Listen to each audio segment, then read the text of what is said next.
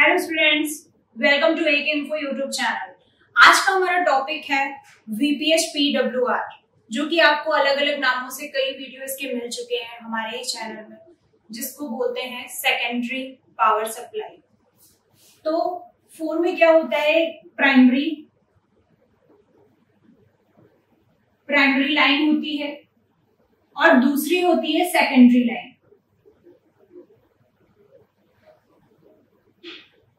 तो आज हम बात करने वाले हैं सेकेंडरी लाइन की। ये बहुत पुरानी बात हो चुकी है कि आजकल जो शॉर्टिंग आती है वो सेकेंडरी लाइन से आती है, हाफ शॉर्टिंग। लेकिन अब इस प्राइमरी लाइन का यानी फुल शॉर्टिंग का काम खत्म हो चुका है और सेकेंडरी लाइन की ही बात होती है, जिसमें आपका एक आता है फुल शॉर्टिंग,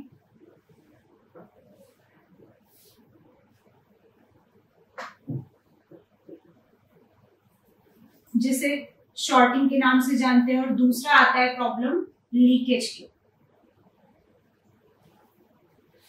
तो अगर आप इसका सर्किट ट्रीट करोगे, इस टॉपिक की हम टोटल 2 वीडियो बनाएंगे। दूसरे वीडियो में हम वीपीएच लाइन का सर्किट ट्रेस कराएंगे कि वीपीएच लाइन कहां से निकली है और किन किन सेक्शनों में गई है। तो अभी हम देख लेते हैं कि ये कैसे फंक्शन करती है। तो वीपीएच एक आईसी से निकलती है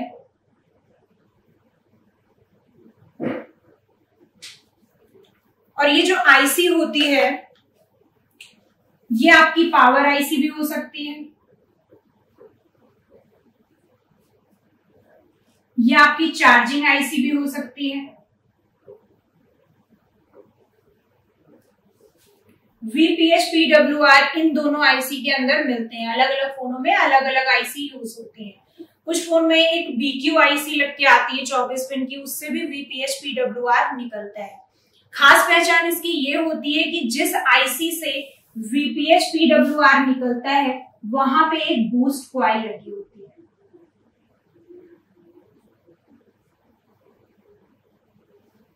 और इसके पास एक साइज में बड़ा कैपेसिटर भी लगा होता है जो वन साइड ग्राउंड है। बूस्ट कॉइल के दोनों सिरे इस आईसी की बॉलों से कनेक्ट होते हैं और एक सिरा कैपेसिटर से निकलकर हर जगह सप्लाई देता है, जिसे वीपीएच पीडब्ल्यूआर कहते हैं। इसका एक नाम और है वीएसवाईएस। सर्किट डायग्राम में इन दोनों नामों से जाना जाता है। इसका फुल फॉर्म बताते हैं। वी फॉर वोल्टेज, पीएच मतलब फोन को दिया जाने वाला वोल्टेज, पावर लिखा हुआ है, पावर में आपका वोल्टेज करंट दोनों इंक्लूड हो जाएगा। वीएसवाईएस, एसवाईएस मीन सिस्टम और वी फॉर वोल्टेज, सिस्टम का वोल्टेज। तो इन नामों से सर्किट में जाना जाता है और इसका वोल्टेज होता है 3.7 से 4.2 वोल्ट। तो बैटरी के प्लस से ना देके यहां से सप्लाई दी जाती है। तो ये वीपीएच बहुत सारी आईसीज में जाती है, जो कि हम सर्किट में देखेंगे। अभी हम ये जानते हैं कि इससे प्रॉब्लम क्या आती है। तो अगर ये वीपीएच की लाइन शॉर्ट होगी, शॉर्ट मीन्स इस लाइन में जहां कहीं भी सप्लाई जा रही है,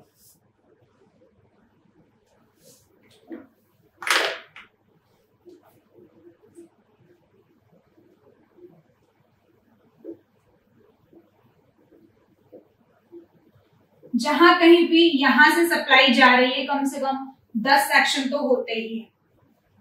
उस लाइन में कोई भी कंपोनेंट या कोई भी आईसी शॉर्ट होने पर यहाँ पे फुल शॉर्ट हो जाता है। उस कंडीशन में हमारा फोन डेड रहता है, ऑन होने का कोई चांस नहीं।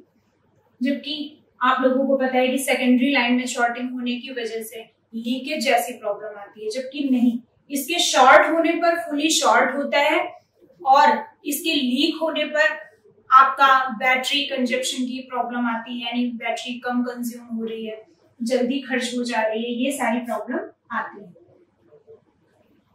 तो अगर ये लाइन शॉर्ट हो जाती है तो इस लाइन में लगे कैपेसिटर,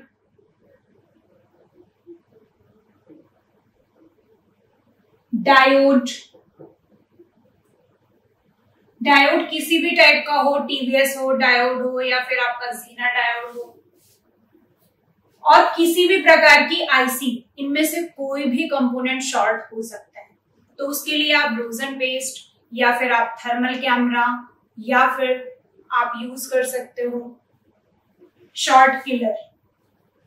इसको हम लोग डायग्नोस करने के लिए थिनर का भी यूज करते हैं। थिनर मीन्स आपका आईपीए, जिसके थ्रू आप डायग्नोस कर सकते हैं। येलो पेस्ट यानी आप फ्लक्स का भी यूज करके ये पता लगा सकते हो कि इस लाइन में शॉर्टिंग है या लीकेज है। शॉर्टिंग का पता जल्दी लगता है क्योंकि फुली शॉर्ट होने की वजह से वो जल्दी से पिघल जाता है और वो कंपोनेंट अपनी जगह छोड़ देता है या आईसी हीट करने लगती है। अब हम बात करेंगे लीकेज की। तो अगर इस लाइन में लीकेज है, अब लीकेज कौन हो सकता है? सेम वही कंडीशन, कैपेसिटर, डायोड और तीसरा आईसी। कौन सी आईसी? यहां से निकलने वाले जितने भी सेक्शन है उनमें लगी आईसी शॉर्ट हो सकती, लीक हो सकती है। लीक में क्या होता है? जैसे हम स्टार्ट करते हैं कैपेसिटर से, तो अगर ये कैपेसिटर लीक है, वन साइड ग्राउंड होता है, वन साइड ये लाइन से अटैच होता है, और ये कैपेसिटर लीक हो गया, तो अब क्या होगा? ये बोथ साइड सेम रीडिंग या 100 के अंदर रीडिंग में डिफरेंस आएगा। जैसे कि पिछले वीडियो में आपने देखा था एनपीसीटी टेस्टिंग में कि ये लीकेज का पता कैसे चलता है, तो वो वीडियो बहुत ही इंपॉर्टेंट है इस लीकेज के लिए, आप देख सकते हैं। तो अगर ये लीक है या फिर डायोड लीक है, किसी भी टाइप का डायोड या आईसी लीक है, तो हमें इसका पता लगाना होगा, तब जाके लीकेज की प्रॉब्लम शॉर्ट आउट होगी और फोन में जो बैटरी कंज्यूम हो रही है या फोन आपका बहुत जल्दी ऑफ हो जा रहा है या और भी दूसरी प्रॉब्लम आ सकती है। तो आइए हम देख लेते हैं कि वीपीएच पीडब्ल्यूआर किस आईसी से निकली हुई है। तो इसको पहचानने का तरीका है, अगर चार्जिंग आईसी के पास एक बूस्ट कॉइल लगी हुई है तो इसी से ये सप्लाई निकलती है। तो ये है चार्जिंग आईसी, ये बूस्ट कॉइल लगी हुई है और इसके पास लगा हुआ है ये कैपेसिटर। तो यहाँ से सप्लाई हर जगह जा रही है। अब हम एक दूसरे मॉडल में देख लेते हैं। तो अगर इस फोन में हमें ये पता लगाना है कि शॉर्टिंग है या लीकेज है, तो जो भी हम रोजन पेस्ट लगा के हाई करंट हाई वोल्टेज देंगे वो इस कैपेसिटर पे देंगे। यहीं से सारा डायग्नोस हो जाएगा, आपको कहीं जाने की जरूरत नहीं है। बाकी सारा रोजन पेस्ट या आप उस पर वर्क करोगे, बट आपको करंट वोल्टेज इस कैपेसिटर पे देना है। अब हम दूसरे मॉडल में दिखा देते हैं। तो देखिए एक BQ आईसी है 24 पिन की, ये चार्जिंग आईसी है, इसी से सप्लाई निकली है वीपीएच पीडब्ल्यूआर, जिसके लिए बूस्ट कॉइल लगा है। डरने की बात नहीं है, अगर किसी भी बूस्ट कॉइल का कवर निकला है, इट मींस ये नहीं कि उसका अंदर की जो कॉइल्स हैं यानी लपेटें हैं वो ब्रेक होंगी। वो ब्रेक होने पर ही ये बूस्ट कॉइल खराब होगी, अदरवाइज इसके कवर का इफेक्ट नहीं पड़ेगा। इसके साथ में एक कैपेसिटर लगा हुआ है। आपको शॉर्टिंग या लीकेज जानने के लिए यहीं पर देखना है और यहीं से डायग्नोस करना है और फॉल्ट को पकड़ना है। अब हमने दो मॉडल आपको दिखाए जिसमें चार्जिंग आईसी से ही वीपीएच पीडब्ल्यूआर निकला है, और भी मॉडल्स होते हैं जिसमें पावर आईसी से ये सप्लाई निकली है। हम सर्किट डायग्राम में वो भी दिखाएंगे और सर्किट डायग्राम पूरा आपको स्टेप बाय स्टेप रीड करना सिखाएंगे वीपीएच पीडब्ल्यूआर का। इस वीडियो में इतना है। Thank you.